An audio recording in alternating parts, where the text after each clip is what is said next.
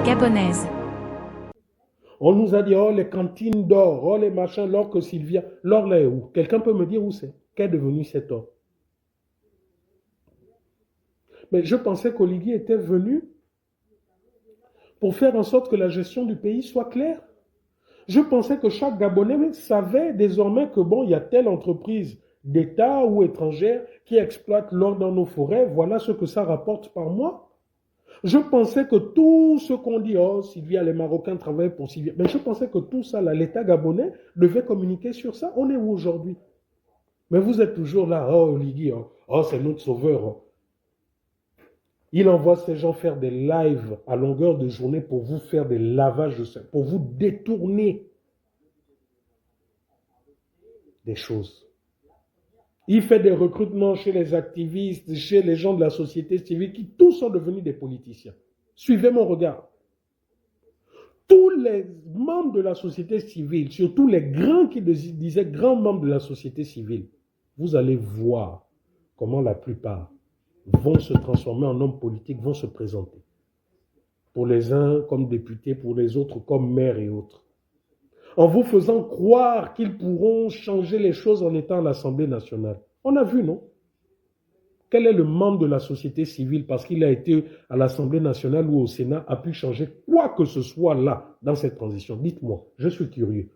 J'accepte d'être bête, mais dites-moi, quels sont les membres de la société civile ou quoi, qui vous disent qu'ils étaient au Sénat pour le peuple, ou qu'ils étaient à l'Assemblée nationale pour le peuple, qui ont pu changer quoi que ce soit?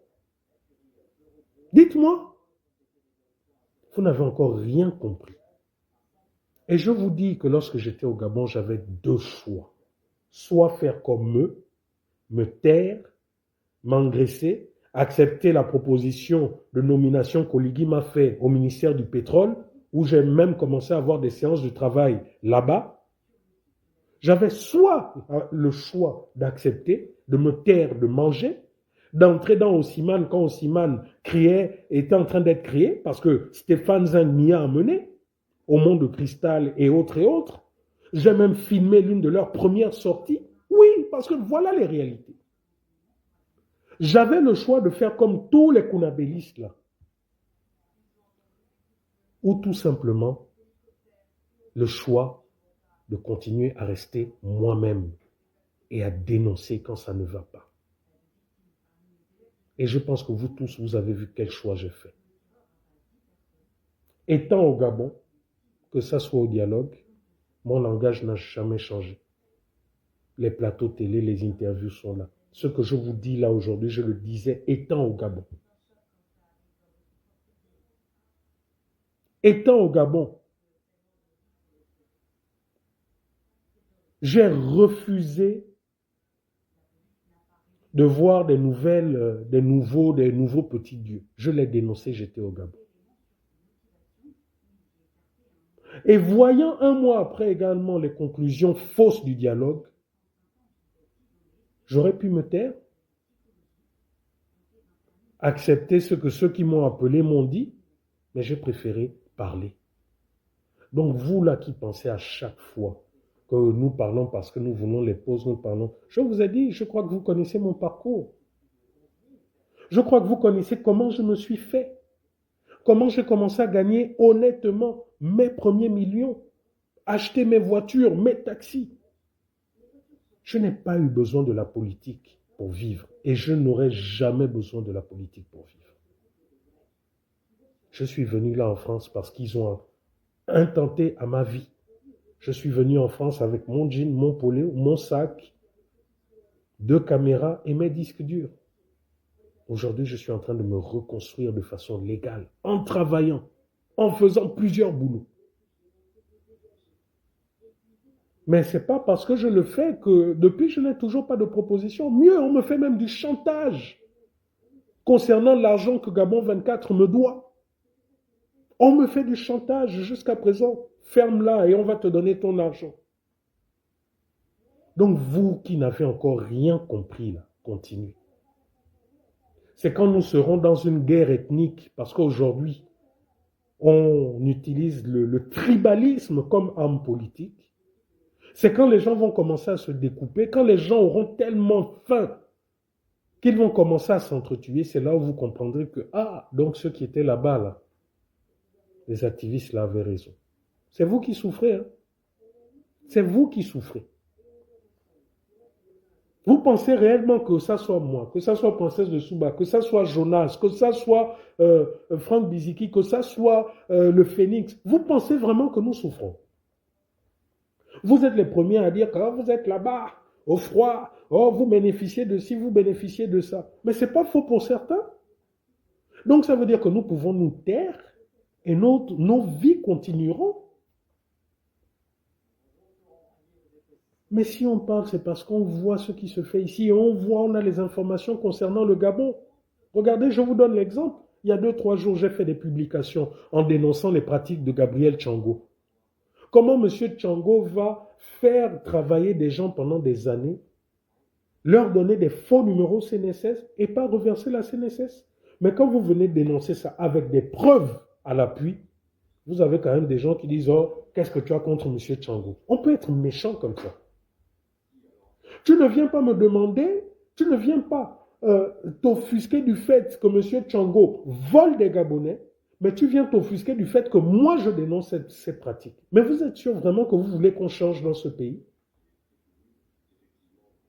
Et malheureusement, ces gens ont fait en sorte que ce sont les voleurs, ce sont les bandits en col blanc qui sont adulés. C'est-à-dire qu'au Gabon, regardez vous-même, hein, tous ceux qui ont détourné des milliards au Gabon, ils font quoi? 1 an, 2 ans de prison maximum. Et encore, ça, c'est s'ils font la prison. Mais toi, va voler dans une maison, va voler 100 000, va voler, je ne sais pas, va faire un braquage, tu vas te retrouver pendant 5 ans en prison dans des conditions abominables. Voilà votre justice à la Oligui. Et là, le général Oligui ne va pas se cacher derrière oui, c'est Ali Bongo, c'est Ali. Mais c'est faux. Quelqu'un voyait Ali Bongo aller voler au trésor. Ce n'est pas Yann Koubdje qui travaillait, qui volait l'argent pour les Ali. Ce n'est pas le même Yann Koubdje qui travaille avec Oligui, dites-moi. Ce n'est pas le même Oligui qui l'a fait nommer là à la BAC. Mais de quoi vous parlez en fait? Dites-moi de quoi vous parlez. Ali Bongo aujourd'hui est en prison, dans sa prison dorée. Sylvia Bongo est dans les sous-sols là-bas avec son fils. Mais en principe, donc, tout le pays devait fonctionner correctement. Regardez, même ça encore, Oligui est incapable de faire les choses correctement. Nous avons demandé la justice contre Sylvia, contre Noureddine. Nous n'avons jamais demandé à Oligui de les faire torturer, ou de faire ce qu'ils font. Mais regardez que lui-même est en train de se mettre dans une situation dangereuse par la torture, par des actes qu'ils font contre Sylvia et autres. Je vois là certains me diront, oh oui, mais elle aussi elle tuait, elle aussi elle faisait ci. D'accord. D'accord, elle torturait, elle volait. Mais vous, pourquoi vous ne pouvez pas la juger, montrer au peuple gabonais là où elle a volé, montrer au peuple gabonais comment elle torturait les gens, et ensuite on l'envoie en prison légalement? Dites-moi.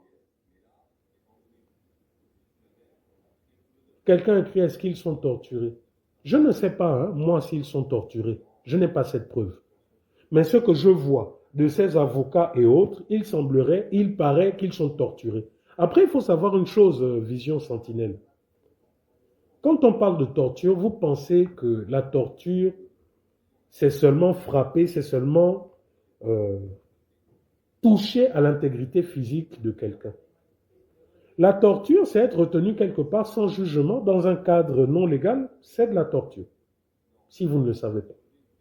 La torture, c'est par exemple être privé de sommeil pendant des heures et des heures, pendant des jours, c'est de la torture. Et je pense que le général Oligui, oui, il y a aussi la torture morale. Lorsqu'on vous prive, et après certains me diront, oh mais c'est ce qu'elle faisait. D'accord, moi je ne mets pas ça en doute, hein. Moi-même, j'ai été victime. Si aujourd'hui je suis en exil, ça a commencé avec Sylvia et avec toute cette bande. Mais je pensais qu'Oligui était venu pour restaurer la justice. C'est cette justice qui devait montrer la différence.